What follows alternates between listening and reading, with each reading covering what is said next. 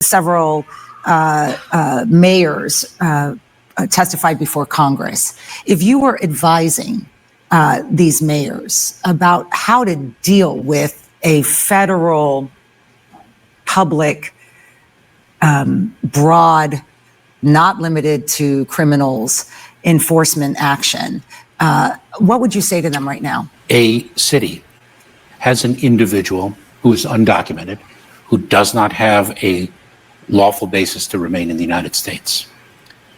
A leader of that city has that individual in their custody in the criminal justice system. That individual I'm going to give you a hypothetical, has a profile that presents what we all can agree is a public safety concern. Yeah. And as a federal prosecutor, 12 years as a federal prosecutor, I prosecuted individuals about whom there would be no disagreement. Repeated violent felonies. Why, after that individual's criminal justice sentence is served, why would a city leader release that individual onto the streets and refuse to cooperate with immigration authorities? Now, you just heard former Secretary of Homeland Security Alejandro Mayorkas, who has been replaced by Kristi Noem. Now, in that previous clip, you just heard him question, why would any leader, mayor of a city that has an illegal immigrant in their clutches, why would they not release them to the ICE agents or to the Department of Homeland Security? Now, that's coming from Alejandro Mayorkas, which is mind-blowing, especially knowing how many millions upon millions of illegal immigrants himself under the Biden administration allowed into this country. Now, in this video, you're going to hear some takes from former Secretary Mayorkas as he speaks at the Harvard Institute of Politics. And he's going to give some very, very wild perspectives on how he views his role under the Biden administration and how he views what type of protection he feels he gave to us as American citizens. And also within this video, we're going to point to some stone cold lies and hypocrisies that the Democratic Party is laying out. As a matter of fact, I want to start with one. Recently, Jasmine Crockett, the congresswoman representing Houston, she was on a television show and she gave a statement about what crossing the border illegally actually is and what it is not. Now, I want you to check out this clip and you tell me if you agree with Congresswoman Crockett on this tape. Check this out. It is not a criminal violation to enter the country illegally. It's not a criminal. It's a crime. It's not a crime, which is why they're so frustrated, because they really want our local law enforcement to go out and round up people when they could be looking out for the murderers and the sexual abusers as well as the robbers. They want them to go and round people up on civil accusations. And so that. Now, before we get back into Secretary Mayorkas, former Secretary Mayorkas, I want to take a second to talk about what Jasmine Crockett had pointed out, which was saying that it is civil, it's not criminal to come into this country illegally. And so what we have here is the actual federal code, and I'm gonna be extremely brief, but that way, in the event that you ever hear somebody say something ignorant like that, you could point them to, okay? Now, it's from Title 8, Aliens and Nationality, 8 USC 1325, 8 USC 1325. And what it clearly states out is that A, in proper time or place, avoiding of examination or inspection, misrepresentation, and concealment of facts. It just states an alien who enters or attempts to enter the United States at any time or place other than designated by immigration officers, eludes examination or inspection by immigration officers, or attempts to enter or obtains entry to the United States by willfully false or misleading representation or willful concealment of material fact shall, for the first commission of any such offense, be fined under Title 18 or imprisoned not more than 6 months, or both. Both for a subsequent commission of any such offense be fined under Title 18 and prison. So now under B, here's where she is kind of mucking things up, because she clearly skips over Part A and goes to B. In proper time or place, civil penalties. An alien who is apprehended while entering or attempting to enter the United States at a time or place other than as designated by immigration officers shall be subject to a civil penalty of at least $50, not more than $250 for each such entry or attempted entry, or twice the amount specified in paragraph 1 in the case of an alien who has been previously subject to a civil penalty. So she's skipping over A to go to B, but here's the real kicker. Right up under that sentence in option B, it clearly states civil penalties under this subsection are in addition to and not lieu of any criminal or other civil penalties that may be imposed. So this lady is just a flat out fraud and a liar, and she knows it. She knows that she's lying to the people. But now I wanted to point that out because we got one Democrat saying it's not even a crime to enter the country illegally. You hear what she said? It's not a crime to enter the country illegally, which is insane. Wow, we have the former Secretary of Homeland Security clearly stating how it is illegal. That was his job. But check out some of these takes that he gives on the Biden administration, his role, and tell me if it doesn't blow your mind. And even before I get to that, let me ask you this question. Do you believe that Jasmine Crockett should be the Democrat frontrunner for 2028? Or should they consider replacing her and keeping her off TV due to the harm that she's doing to the psyche of Democrat voters? Because you can look at it one of two ways. Number one, if she runs in 2028, it could be great. It will be great for the Republicans. But two, if she does run for 2028, a whole lot of people mentally will be damaged by the propaganda that comes out of this woman's mouth. So should the Democrats run her in 2028, or should they keep her on the bench and as far away from the American people as possible? I want to get your feedback on that. But let's get back into Secretary Mayorkas and, his response to some of these questions from this host. Check this out. We're going to cover a lot of Homeland Security issues, but we need to begin with the border, of course. Trump last night in his congressional address said, our friends in the media insisted we needed new legislation to secure the border. It turned out all we needed was a new president. According to data so far, in January, Border Patrol recorded some 29,000 encounters, down from 47,000. And the February numbers are looking to be even lower, maybe as low as when they started counting. Okay, so that's just basically the numbers that we have right now. How do you perceive these numbers and the narrative that is clearly going to be said about them? If you enjoyed the video, do me a solid. Hit that like button. I'll never ask you for a cash app. I'll never ask you for a super chat. But you hitting that like button helps a great deal. It helps spread the video around. And if you aren't subscribed to the channel, subscribe to the Real Politics Podcast, because what we do here, we talk real politics. And once you subscribe, make sure you hit the notification bell and then select all. That way you'll be notified when I upload new videos. Well, first of all, we in the Biden-Harris administration drove the number of individuals encountered at our southern border down dramatically. In June of 2024, the president issued a proclamation. We implemented it very rapidly. That created a significant drop in the number of encounters to, frankly, a level that had not been seen since at least 2019, if not earlier. There's something very, very important to articulate, that at the very same time that we successfully drove the numbers down subsequent to June 2024, we also have built lawful, safe, orderly pathways for people to reach the United States and have their claims of persecution, their claims of asylum heard in court. And so we upheld our nation's identity as one of laws as well as one of immigrants. This man is so full of it. First off, as he spoke about how the numbers dropped and decreased as of 2024, yeah, they decreased because the Biden administration and you, Mayorkas, are the ones that drove them up. That's like somebody robbing your house and taking everything from you, and they come back and they say, hey, listen, man, I'm gonna give you back your bedroom suit and some of your bathroom stuff and some of your kitchen stuff, because that's just the type of person I am. What? Dude, you the one that took everything and you feel good and want a reward because you gave me something back. They're the ones that opened up the border and flooded it in, and you want us to celebrate you because you were able to decrease it some. That is extremely delusional. And they love to talk about this pathway and these asylum seekers. We're clearly finding out that those people coming over were misrepresenting. They were coming from countries that nobody's heard of, that there is no persecution going on there. There's no persecution going on in places like Sweden, There's no persecution going on in some of the islands that we know of that people were coming from. And I think to count, there was something like 175, 180 different countries represented by illegal border crossings.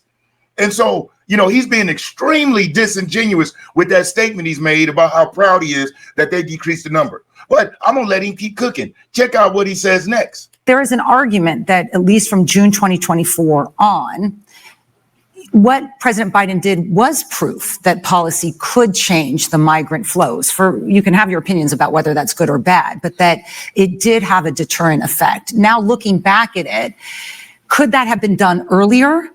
What's very important, Juliet, and I cannot overemphasize this enough, that we have to stay true to our values. One of our proudest traditions as a country is to be a country of refuge.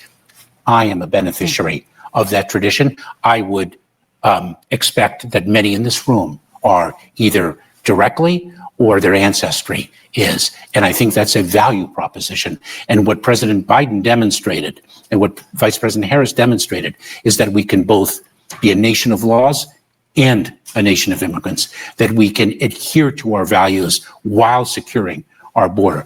Our policy was criticized as being restrictive at our border. But I would look at it in the context of the realities of migration. Those realities in 2024, in 2025 are very different than what they were in 2015, 2005, and so on.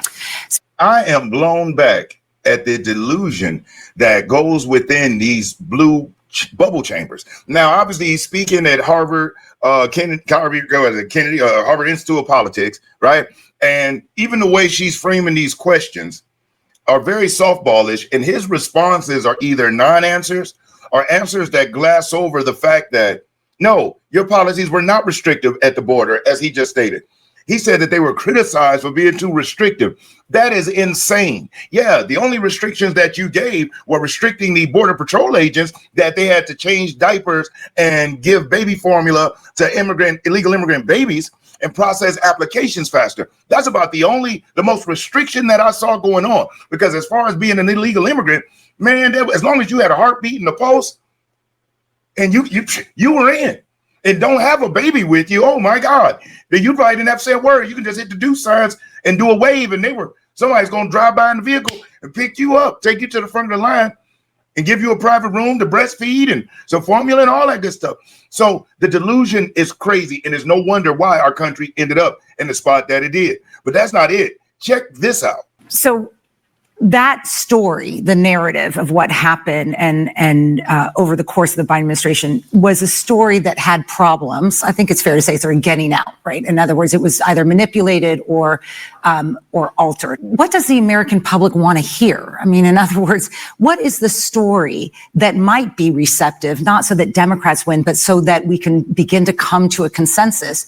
Or just in our political space, are Democrats doomed to never be able to tell that story? Well, I will not say that we are doomed to never tell that story. We lost the narrative. Yes, I think that is very fair to say. The American people deserve two things. Number one, they deserve to hear the truth. Number two, they deserve their leaders to work together to deliver solutions that the American people deserve, rather than to use a challenge as a political cudgel for electoral benefit. That is not good government. And I've spoken about this publicly before, when one has a governor of one state who is purposefully not communicating, coordinating, or cooperating with fellow governors of other states, and actually using vulnerable migrants as pawns to sow discord in the states of reception and change the narrative nationally. That is not, to me, an example of governance. That is an example of bad politics. Now, breaking down what that means. So in other words, when Governor Abbott was having floods of illegal migrants coming into the state of Texas, I mean, flooding. They opened up the southern border, as y'all can remember. I mean, literally opened it up, flooded it, was even suing him when he was trying to put razor wires up and things to protect his people. You have farmers that were finding illegal immigrant dead bodies in their fields. You had families who were being robbed, who were being hurt by illegal immigrants that was coming onto their property, that were hungry, that were looking for some form of refuge. So what he did, he said, okay, we didn't ask for this, but y'all did. So let me start bringing them to you. Let me make it easy. You know why? Because remember when Governor Abbott was initially saying, hey, we need help, the media and the Biden administration was saying, there's no problem at the border. There's nothing going on. That's just right-wing, extreme MAGA Republican talking points. They literally saying it. So while you have Mayorkas talking about being truthful and really telling it like it is, how the narrative got away from, no, you mean the truth was told. Your lie was exposed. And it's amazing to me how the moment that Governor Abbott started busing these people to other cities and states, the blue ones that wanted them, all of the screaming and the crying that was coming from New York Mayor Eric Adams. You had Lori Lightfoot in Chicago prior to Brandon Johnson getting in, screaming and yelling. You had the Boston mayor, Wu, screaming and yelling. You had Denver crying. But yet these people all wanted to be sanctuary cities. But see, they never expected that Governor Abbott was going to have the cojones to do what he did and bring them right to their doorstep. They really thought that they were going to be able to flood Texas, flip it blue, tear up that whole southwest side of the region, and guarantee that it will be Democrat rule from there on out. That Republican governor outsmarted them all and was willing to foot the bill, sending them out, putting them on their doorstep and making them their responsibility. And do y'all remember what happened when that bus of migrants showed up to Martha's Vineyard? They were flipped around. They weren't even off the bus, literally. The whole bus wasn't emptied before that bus was turned around, and they were shipped out. As the bus carrying nearly 50 migrants rounded the rotary toward Joint Base Cape Cod, it was another step in a harrowing journey these new arrivals from Venezuela were making.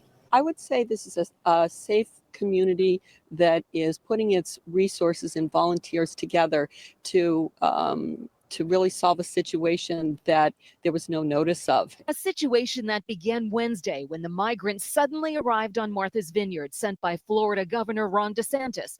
Many saying they were tricked about where they were headed with promises of housing and jobs. It was an emotional farewell on the island. Martha's Vineyard gave them shelter and support. The migrants, including young children, boarded the buses to a ferry where on board to the Cape they soaked in the sunshine and the uncertainty they still face, but where many resources awaited them. So was it really about helping illegal immigrants? Or was it about overloading certain areas where they felt like a demographic was waking up? They knew that Hispanic Americans that are here weren't riding with that. They could see the tide turning.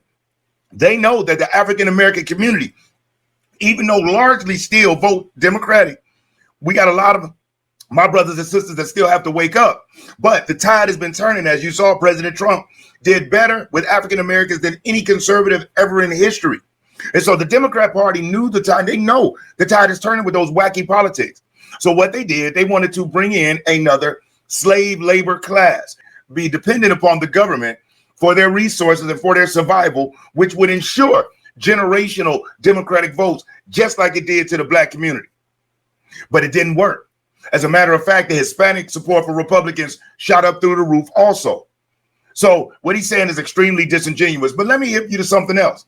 Under the Biden administration, because I can't take too much of listening to Mayorkas, but I wanted to just point out some of the things that this man is saying as he's doing his speech tour and kind of touting himself as doing such a great job.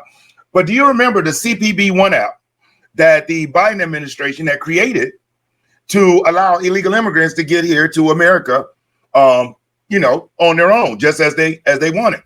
Well, the Trump administration has done something that nobody expected. And what they did is they flipped that CBP-1 app to use it, what was once used as a way to lure illegal immigrants into the country. They flipped it around, and now they're using it as a way to get them out of here. Check this out. Now the Trump DHS is launching a new self-deportation app for illegal immigrants, giving those in the U.S. illegally an incentive to cooperate. And Bill Mallusion is live in L.A. with more. Hi, Bill.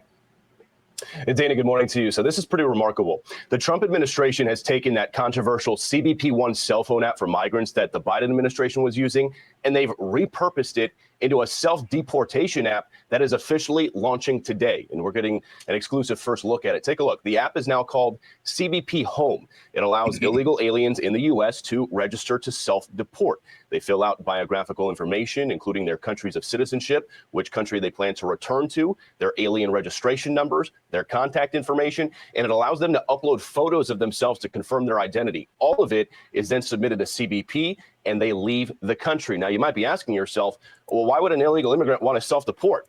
Well, DHS says if they leave now, they will have the opportunity to return to the U.S. legally in the future and chase the American dream. But if they don't leave, they will be found, arrested, detained, and deported with a permanent ban on entry into the United States. In a statement to Fox News, DHS Secretary Kristi Noem said in part, quote, the Biden administration exploited the CBP-1 app to allow more than 1 million aliens to illegally enter the United States.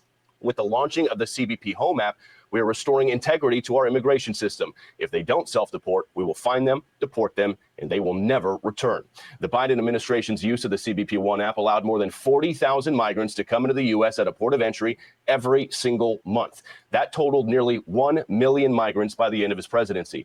President Trump terminated that app immediately upon taking office, leading to scenes like this, showing migrants dismayed at the border on the day of his inauguration as they learned their CBP-1 appointments were canceled and were never coming back. And DHS tells me that any migrants who had that CBP-1 app on their phone will see it automatically update to this new self-deportation app starting today.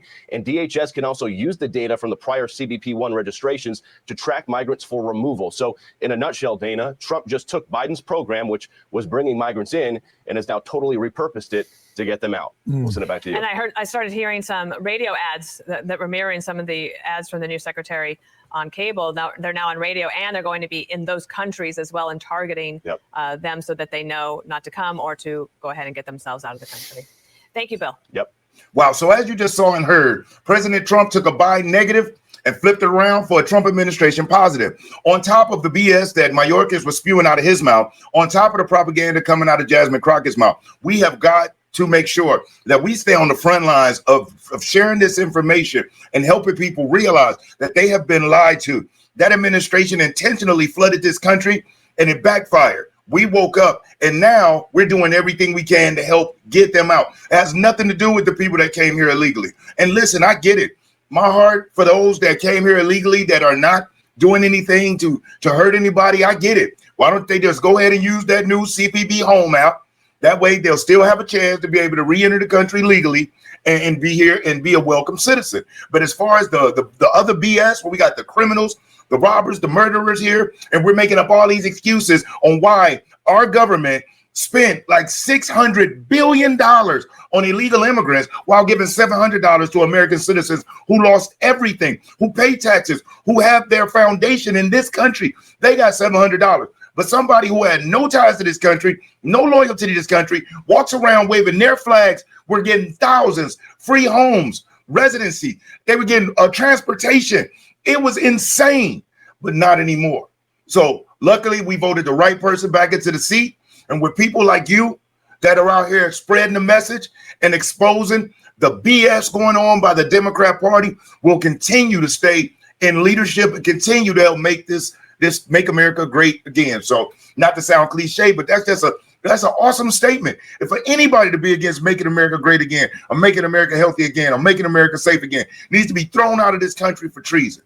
But other than that, y'all, I'm Brian Maxwell saying, listen, I appreciate you for watching. If you haven't already, like the video, share the video, leave a comment, and more importantly, stay safe. And I sincerely thank you. Again, I'm Brian Maxwell saying I look forward to seeing you at the top. Over and out, y'all.